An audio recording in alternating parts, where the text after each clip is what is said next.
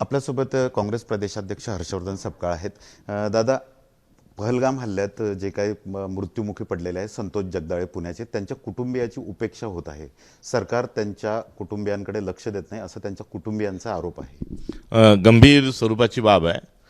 तातडीने या परिवाराशी सरकारने देखील संपर्क साधला पाहिजे. आम्ही पक्षा नात्यानं देखील त्यांच्यापर्यंत जाऊ आणि देशाच्या संरक्षणार्थ बलिदान झालेल्या एका व्यक्तीचा पूर्ण सन्मान ठेवण्याच्या अनुषंगानं सर्व स्तरातून प्रयत्न झाले पाहिजे.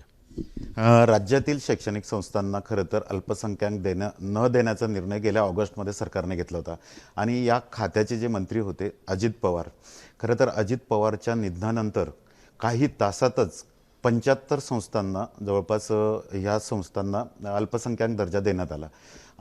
संपूर्ण महाराष्ट्र शोकसागरात बुडालेला होता आणि त्याच वेळेस काही तासातच अशा 75 संस्थांना अल्पसंख्याक दर्जा देण्यात आला. काय म्हणाल, काय वाटतं? हे कोणाच्या इशाऱ्यावर गेलं? हे मुख्यमंत्री देवेंद्र फडणवीस याला जबाबदार आहे की अजून कोण जबाबदार आहे हे महाराष्ट्राला कळलं पाहिजे.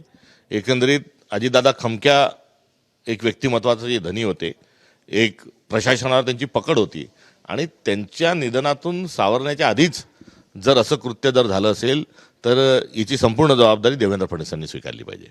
पण ज्या वेळेस संपूर्ण महाराष्ट्र शोकसागरात बुडालेला होता आणि त्याच खात्याच्या मंत्र्यांचं अपघातात निधन झालं, मंत्रालयातील काही अधिकाऱ्यांनी हे कृत्य केल्याचा पुरावा एबीपी माझाच्या हाती आहे. या प्रकरणामध्ये दोषींवर ताबडतोब कारवाई झाली पाहिजे. टाळूवरचे लोणी खाणे ही जी म्हण आहे ती या ठिकाणी पूर्णतः लागू पडते. त्यामुळे या एकंदरीत घटनाचा आणि या सरकारचा आम्ही निषेध करतो. आजच्या सामनामध्ये असं म्हणण्यात आलेलं आहे की भारतीय मुसलमानांनी टिपू सुलतानला नायक मानलं नाही पाहिजे. टिपू सुलतान हा पाकिस्तानचा नायक आहे. भारताच्या संविधानामध्ये प्रकरण 16 जे आहेत ज्याच्यामध्ये प्रशासन सुरू होतो त्या ठिकाणी टिपू सुलतान आणि झाशीची राणी लक्ष्मीबाई यांची तसबीर या चित्र आहे आणि त्या चित्राच्या अनुषंगानं पूर्ण प्रशासन तिथे लिहिलेलं आहे. त्यामुळे ज्या व्यक्तीचं चित्र आपल्या संविधानामध्ये आहे त्या व्यक्तीच्या संदर्भामध्ये कुठलेही कोणत्याही एक टिपू सुलतानांचं आहे एक असं नाही तर बऱ्याच भारतीयमध्ये योगदान असणाऱ्या अनेकांचं छायाचित्र त्यामध्ये आहे. त्यामुळे या सर्वांच्याबद्दल विचार करून प्रतिक्रिया सर्वांनी दिल्या पाहिजे असं मला वाटतं. भारतीय जनता पक्षाच्या विरोधात बोलत राहते कारण भारतीय जनता पक्षाला संविधानच बदलायचं आहे. त्यामुळे संविधानातल्या प्रत्येक व्यक्तीवर त्यांचा आक्षेप आहेच. सामनात असंही म्हणण्यात आलेलं आहे की भाजपने आपल्या राजकीय फायद्यासाठी टिपू सुलतानचं नाव अनेक ठिकाणी वापरलंय. टिपू सुलतानची कबरही आपल्या फायद्यासाठीच खोदली. शिवाय मुंबईतील काही रस्त्यांना राजकीय म्हणजे जो प्रस्ताव आहे तो भाजपनेच ठेवला त्या रस्त्यांना नाव देण्यासाठी. एवढंच नाही हे तर सर्व केलंच, मात्र आत्ताच ज्या नगरपालिकांच्या निवडणुका झाल्या, महानगरपालिकाच्या झाल्या, या सगळ्या बॅनरवर पोस्टरवर टिपू सुलतानचा फोटो देखील भाजपनी हा लावलाय. आज पोटतिडकीनी देवेंद्र फडणवीस एवढं बोलतात आहे, बावनकुळे बोलतात आहे, त्यांच्या प्रचार सभेचे बॅकड्रॉप जे होते तिथेही टिपू सुलतानांचा फोटो होता. एवढंच नाही तर राष्ट्रीय स्वयंसेवक संघाचं जे मुखपत्र ऑब्झर्वर, ते मला मुखपत्र न म्हणता त्याला गॅझेटच म्हटलं पाहिजे की संघासाठी आणि भाजपसाठी त्यातला शब्द प्रमाण आहे. त्याचे 35 वर्ष संपादक राहिलेले मलकाणी, जे पुढे राज्यसभेचे खासदार झाले, ज्याला भारतीय जनता पक्षाने पांडेजीचं राज्यपाल केलं, यांनी एक पुस्तक लिहिलं आणि त्या पुस्तकातलं एक संपूर्ण प्रकरण जे आहे ते टिपू सुलतान यांचं केवढं मोठं योगदान भारताला आहे आणि ते रिअल हिरो कसे होते याचं वर्णन करणार आहे. त्या पुस्तकामध्ये शिवाजी महाराजांचं प्रकरण नाही, मात्र टिपू सुलतानांचं प्रकरण तिथे आहे आणि ते ऑब्झर्व्हरचे 35 वर्ष संपादक राहिलेले माणसं आहेत. त्यामुळे त्यांना रस्त्यापुरतंच नाही तर ऑब्झर्व्हर या त्यांच्या मुखपत्राचा संपादकांनी असं केलेलं लिखाणी त्यांना मान्य आहे.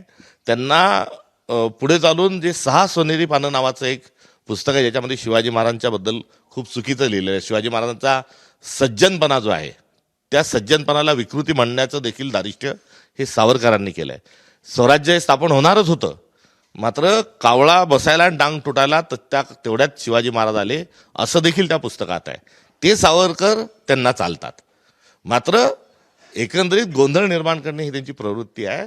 त्यामुळे टिपू सुलतानचे वंशज जर भाजपमध्ये आले तर हे त्यांना मोठे मोठे पदं दिल्याशिवाय थांबणार नाही, असं जरी म्हटलं तर चुकीचं ठरणार नाही. टिपू सुलतानची आणि शिवरायांची तुलनाच होऊ शकत नाही. मात्र हर्षवर्धन सपकाळांनी भाजपला आयतं कोलीत दिलंय असं सामना म्हणतंय. शिवाजी महाराज अद्वितीय आहे. शिवाजी महाराजांचं एकंदरीत संपूर्ण कार्य, त्यांचं असणारं कर्तृत्व हे अद्वितीय आहे. आणि शिवाजी महाराज हे रयतेचे राजे होऊन गेले आणि त्यांचं रूप आठवावं, त्यांचा प्रताप आठवावा असं त्यांचं अद्वितीय योगदान आहेच. मी कुठल्याही प्रकारचं चुकीचं विधान हे केलेलं नाही.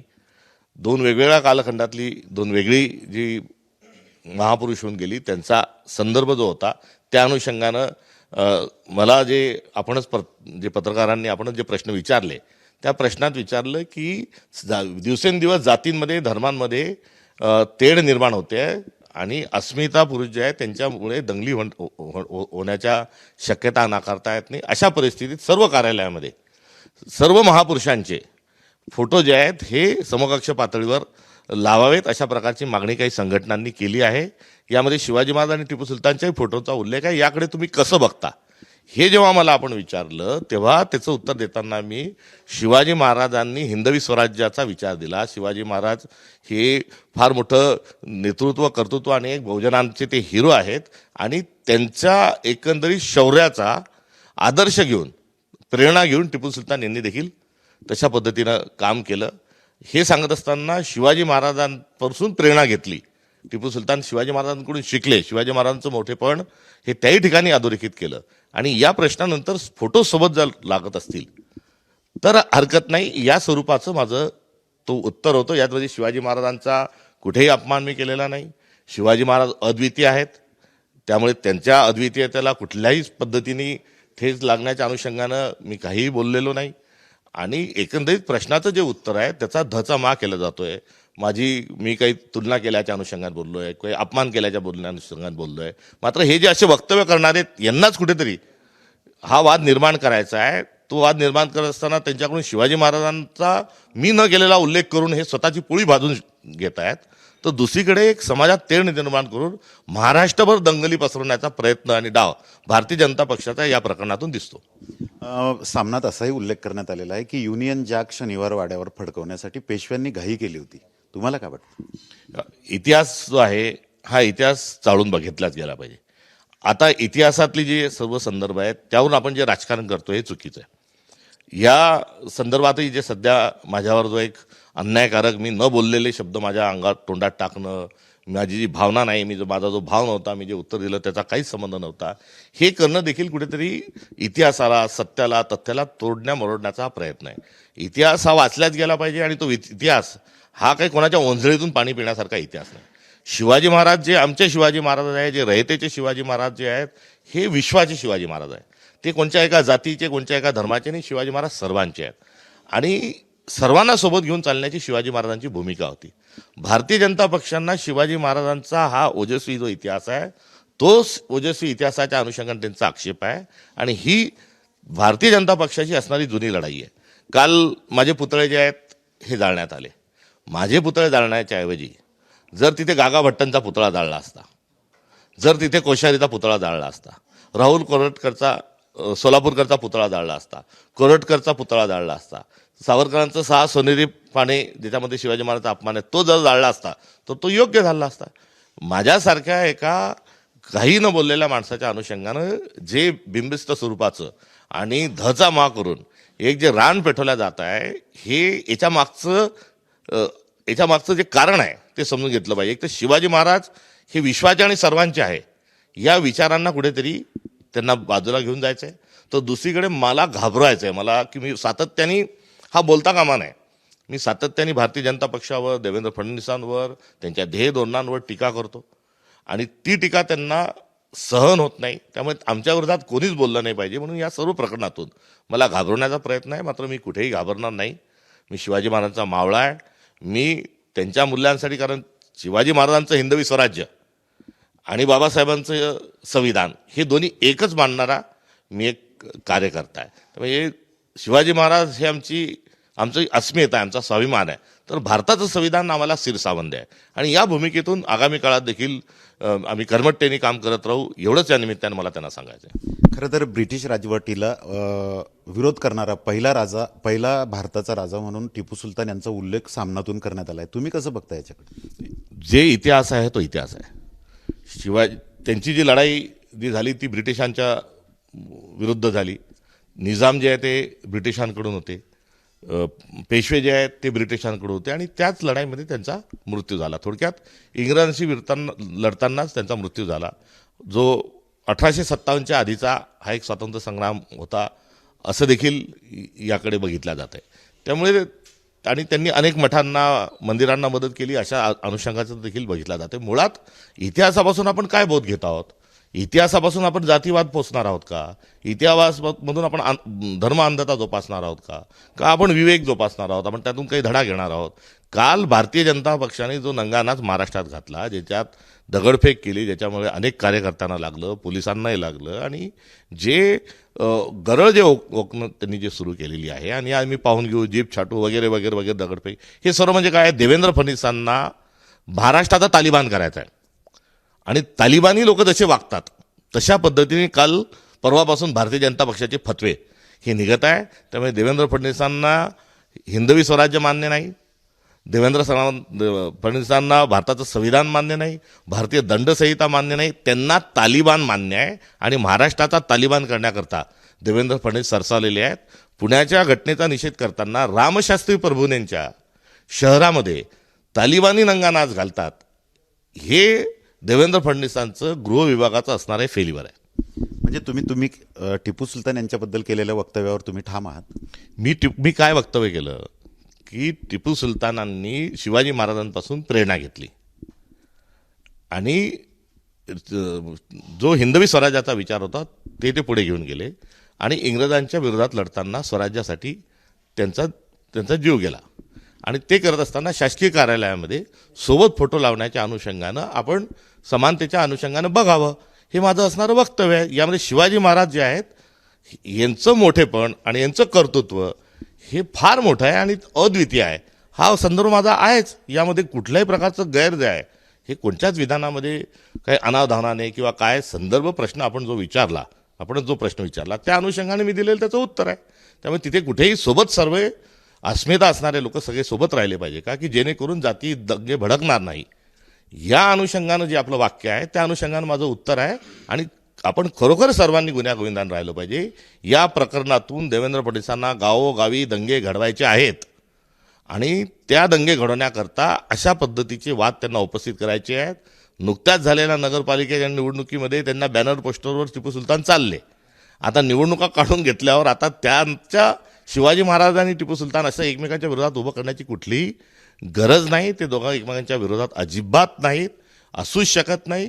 शिवाजी महाराजांनी सोबत घेऊन चालण्याचा जो विचार दिला आहे तो विचारच घेऊन आपण पुढे गेलं पाहिजे. आणि या सर्व प्रकरणावर मला अत्यंत विनम्रतेने सांगायचं आहे की या प्रकरणातून जातीय दंगली निर्माण करणं हा डाव भारतीय जनता पक्षाचा आहे. यामध्ये माझ्या शब्दाचा विपर्यास केला जातोय. माझा मुद्दा, मला विचारलेला प्रश्न आणि त्याचं दिलेलं मी उत्तर हे सर्व जे आहे आपणच त्याचे साक्षीदार आहात. त्यामध्ये कुठेही गैर नाही. गैर असतं तर जरूर त्या अनुषंगानं मला जे मी त्या वक्तव्याच्या अनुषंगानं जे सार्वजनिक जीवनात राहत असताना करायला पाहिजे ते मी जरूर केलंच असतं. मात्र तुम्ही एखाद्या माणसाला न बोललेला विषय त्याच्यात तोंडी घालता आणि नाहक बदनामी करता आणि माझी बदनामी करत असताना कळत नकळत आपण शिवाजी महाराजांवरही जे चुकीचे आक्षेप जे नोंदवतात आहे याचा उलट पक्षी मी निषेध करतो. आणि या सर्व प्रकरणाला कुठेतरी आपण आता थांबवून गुण्यागोविंदाने आपण पुढे गेलो पाहिजे. भारतीय जनता पक्षाचा कावा जो आहे हा आपण लक्षात घेतला पाहिजे, त्यांचा इतिहास लक्षात घेतला पाहिजे. फोडा तोडा आणि राज्य करा ही त्यांची असणारी भूमिका आपल्याला समजून घेतली पाहिजे. मुस्लिम लीग आणि भाजप, जिन्नांची मुस्लिम लीग, मोहम्मद अली जिन्नांच्या मुस्लिम लीगचा आणि भाजपची जुनी मैत्री होती. मुस्लिम लीगचा मुख्यमंत्री तर श्यामाप्रसाद मुखर्जी हे उपमुख्यमंत्री असं त्यांचं जे अलायन्स होतं ते अलायन्स अजूनही ते चालू ठेवतात. लालकृष्ण अडवाणीजी जेव्हा पाकिस्तानला गेले तेव्हा भारताचा कोणताच नेता हा त्यांच्या कबरीवर गेलेला नसताना लालकृष्ण अडवाणी त्यांच्या कबरीवर देखील तिथे गेले. हे भारतीय जनता पक्षाचं जे राजकारण ते समजून घेतलं पाहिजे. अलीकडच्या काळात MIM नावाचा एक नवीन मित्र त्यांनी जोडला आहे आणि MIMची मतं घेतली, MIMला मदत त्यांनी केली. चंद्रपूरमध्ये MIMच्या मदतीवर त्यांचा महापौर झाला.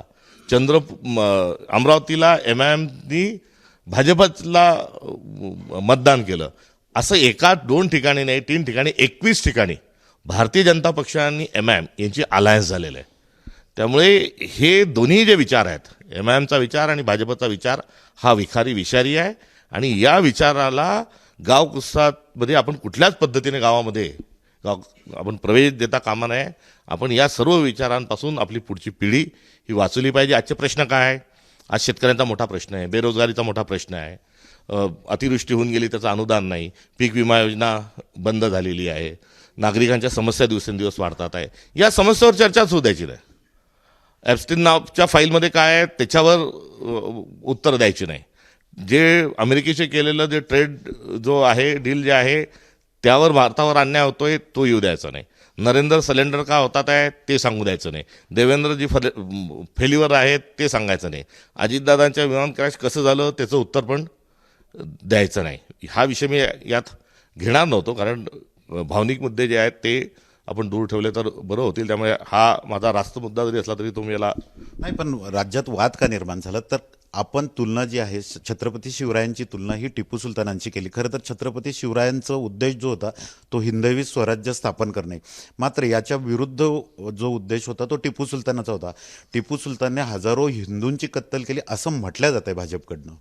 त्यांनी जी कत्तल केली तर त्याचे ऐतिहासिक तथ्य त्यांनी समोर ठेवले पाहिजे. तुम्ही 15 दिवसापूर्वी नगरपालिकेत टिपू सुलतानांचा फोटो लावता, तेव्हा त्यांनी कत्तली केलेला राहत नाही. जेव्हा तुमची महानगरपालिका आणि तुमचे पदाधिकारी जेव्हा असतात तेव्हा त्यांचे नाव रस्त्याला देतात, सभागृहाला तुम्ही त्यांचे नाव देतात, तेव्हा त्यांनी काही कत्तली केलेल्या नसतात. तुमच्या ऑब्झर्व्हरचे संपादक जे आहेत ते एक पुस्तक त्यांच्यावर लिहितात, तेव्हा त्यांनी केलेलं नाही, तेव्हा ते महान असतात.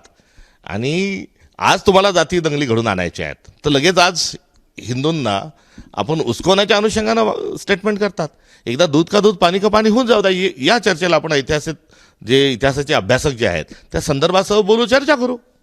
नाही, पण आता काल तुम्ही जे वक्तव्य केलं त्यामुळे राज्यभरात वाद निर्माण झाला आहे. तुम्हाला धमक्या सुद्धा देण्यात आल्या की तुमची जीभ छाटणे, तुम्हाला काळं फासणे, काही संरक्षण मागणार राज्य सरकारकडे. मी शिवाजी महाराजांचा मावळा आहे. शिवाजी महाराज हे अद्वितीय होते. त्यांचा जाज्वल्य स्वरूपाचा स्वाभिमान मला आहे. हिंदवी स्वराज्य आणि भारताचं संविधान दोन्ही एक आहेत, ही भूमिका घेऊन काम करणारा मी कार्यकर्ता आहे. आणि मी शिवाजी महाराजांच्याबद्दल कुठलंही चुकीचं विधान हे केलेलं नाही. त्यांचं महत्त्व जे आहे, त्यांचं अद्वितीय पराक्रम जो आहे तो सातत्याने तो माझ्यासाठी वंदनीय आहे. आणि अशा संदर्भामध्ये माझ्यावर जेव्हा आरोप होतात, धचा मा केला जातो, तेव्हा नागरिकांनीच हा विषय समजून घ्यावा. मला सर्व महाराष्ट्रातल्या आणि भारतातल्या बांधवांना माझी विनंती आहे की मी कुठल्याही प्रकारचा चुकीचा विचार हा कधी केला नाही, पुढे देखील करणार नाही. आणि सुरक्षा जर मला घेऊन राहावं लागत असेल तर मी नैतिक दृष्टिकोनातून योग्य नाही असं मला वाटतं. त्यामुळे मी आजपर्यंत आमदार होतो, जिल्हा परिषद अध्यक्ष होतो, मी कधीही सुरक्षा ही घेतली नाही. मी लोकांमधला माणूस आहे आणि त्या अनुषंगानं मी कोणती सुरक्षा घेणार नाही. मला जे धमकीचे फोन आले ते थेट तुझा पानसरे करायचे का, तुझे दाभोळकर करायचे का, इथपर्यंत फोन आले. जीभ छाटण्याच्याही अनुषंगानं आले. मात्र जीभ छाटण्याचे मी आपल्याला सांगितलं की मला घाबरू नये आहे. मी बोलत राहील, मी हिंदवी स्वराज्याचा विचार बोलत राहील, मी संविधानाचा विचार बोलत राहील, मी संघाच्या भारतीय जनता पक्षाच्या प्रवृत्तीच्या विरोधात बोलत राहील. माझी जीभ छाटेपर्यंत मी बोलत राहील. राहायला अजून माझी जीभ छाटल्याने जर शेतकऱ्यांचं चांग भलं होत असेल, जर शेतमालाला भाव मिळत असेल, जर महाराष्ट्रातले प्रश्न सोडत असतील तर माझी जीभ छाटा. मी काही कोणत्या वारसामधून आलेलो नाही आणि हा वारसा काही मला कोणाला द्यायचा नाही. मी जो शिवशाहू फुले आंबेडकरांचा वारसा जो आहे त्या वारशावरच मी जगणारा आणि चालणारा कार्यकर्ता आहे. त्यामुळे माझ्या जीवाची आणि माझ्या सुरक्षिततेची मी अजिबात चिंता काळजी करणार नाही. मी शेंगा खाल्ल्या नाही, मी टरफलं उचलणार नाही. एकंदरीत या संपूर्ण प्रकरणावर माझी ही प्रामाणिक असणारी प्रतिक्रिया आहे. आणि नागरिकांनाही मला सांगायचं आहे की दंगली घडून आणणे हा या सगळं वादाचं हे मूळ आहे. आपण शिवाजी महाराज सर्वांना घेऊन जसे चालत होते त्याच धर्तीवर आपण पुढे गेलो पाहिजे. आता शिवजयंती आहे आणि त्या शिवजयंतीच्या पार्श्वभूमीवर कुठेतरी आग लावून द्यायची हा देवेंद्र फडणवीसांचा काव आहे. काय बोलले देवेंद्र फडणवीस? सर्व खोटं बोलले. माझ्यावर आरोप करत असताना जे काही बोलले ते सर्व खोटं बोलले, मनघडत बोलले. माझ्या वक्तव्याच्या अनुषंगानं त्यामध्ये त्यांनी कुठलाही त्याचा उहापोह केला नाही किंवा त्या वक्तव्याच्या अनुषंगाने टीका करा, मी चर्चेस तयार आहे. फडणवीसच्या मागोमाग भाजपची सगळी जी पिल्लावळ आहे ती शेलक्या भाषेमध्ये जे काही बोलते त्याचा आणि माझ्या मूळ विधानाचा कुठेही दूरदूरपर्यंत संबंध नाही. धचा मा करणे आणि तोंडात मी न बोललेले शब्द घुसवणे हा एकंदरीत त्यांचा चालू असलेला जो उद्योग आहे हा काल आणि परवा त्याला एकदम भडका झाला होता. मात्र माझ्या भूमिकावर मी स्पष्ट स्वरूपात केली आहे, ठाम आहे. ती कुठल्याही प्रकारे त्याच्यामध्ये अवमानकारक नाही, कुठल्याही प्रकारचा दुजाभाव त्याच्यामध्ये नाही. शिवाजी महाराजांचा गौरवच जो आहे तो माझ्या एकंदरीत सर्व वक्तव्यामध्ये आहे आणि त्या अनुषंगानं हे येणाऱ्या काळामध्ये किंवा आपण कालपासून बघतो याचं समर्थन देखील कुठेतरी वाढत आहे. मात्र समर्थन आणि विरोध याच्या पलीकडे जाऊन सर्वांनी सोबत शांततेने आपण नांदावं आणि बळीराजाचं चांगलं व्हावं, तरुणांना रोजगार लावा आणि आपण स्वराज्याच्या दिशेने वाटचाल करावी. हे स्वराज्याच्या दिशेने नव्हे, हे द्वेष पसरवला जात आहे महाराष्ट्रामध्ये. मला अजून एका गोष्टीकडे आपलं लक्ष वेधायचं की महाराष्ट्रामध्ये वेगवेगळे संमेलन होतात आहे. काही हिंदू संमेलनं पण महाराष्ट्रात ठिकठिकाणी होतात आहे. हिंदू संमेलन होत असतील तर आनंदाची गोष्ट आहे. त्या संमेलनामध्ये आपण समता, बंधुता, सामाजिक न्यायाची भूमिका मांडली पाहिजे. आपण स्त्री पुरुष समानता हा विषय मांडला पाहिजे. आपण अस्पृश्यता निवारण हा मुद्दा तिथे मांडला पाहिजे. आपल्या थोरा मोठ्यांची जी शिकवण आहे ती काय ते मांडले पाहिजे. ज्या समस्या वाढलेल्या आहेत त्याचं काय समाधान आहे त्याची त्या संमेलनांमध्ये चर्चा झाली पाहिजे. या संमेलनामध्ये फक्त द्वेष द्वेष द्वेष हा जर शिकवला जात असेल तर आपण समाज म्हणून या सर्व गोष्टींचा एकदा विचार करायला हवा. आपण म्हणालात की आपल्याला धमक्या येत आहेत, पानसरे करू, दाभोळकर करू. कुणी दिल्या त्या धमक्या आणि कधी दिल्यात? अनेक निनावी फोन येतात आहे, व्हॉट्सअप येतात आहे. या गोष्टीला मी काही भीक घालणारा माणूस नाही. बरेच माझ्या वक्तव्याचा धचा मा केला गेला तसंही सांगितलं जात आहे. अनेक लोक समर्थनही करतात आहे की याच्यात कुठेही तुलना नाही, यामध्ये कुठेही आपण अवमान केलेला नाही असे देखील फोन येतात आहे. तर काही फोन जे आहेत ते शेलक्या भाषेत बोलणारे किंवा धमकवणारे येणार आहे. हा माझ्यापुरताच नाही, माझ्या मुलांनाही अशा प्रकारे जे आहेत निनावी ते अकाउंट जे आहे फेक अकाउंटवरून त्यांना देखील अत्यंत खालच्या भाषेत बोललं जात आहे. म्हणजे शिवाजी महाराजांची जर तुम्ही अन्याय असाल तर लेकीबाळीपर्यंत, मुलाबाळांपर्यंत धमक्या देणं याचाच अर्थ हा आहे की हे शिवाजी महाराजांचे अनुयायी असू शकत नाही. हे कोणाचे अनुयायी एकदा त्यांनी ठरवावं. तर नक्कीच हे होते काँग्रेस प्रदेशाध्यक्ष हर्षवर्धन सपकाळ. मी शेंगा खाल्ल्या नाहीत आणि मी टर्पलं उचलणार नाही अशी काहीशी भूमिका त्यांची आहे आणि त्यामुळे मी संरक्षणही घेणार नाही. त्यांना धमक्याही येत आहेत मात्र मी संरक्षण घेणार नाही असंही त्यांचं वक्तव्य आहे. कॅमेरामन शांतारामसह doctor Sanjay Mahajan, ABP Majha, Buldhana. ABP माझा, उघडा डोळे बघा नीट.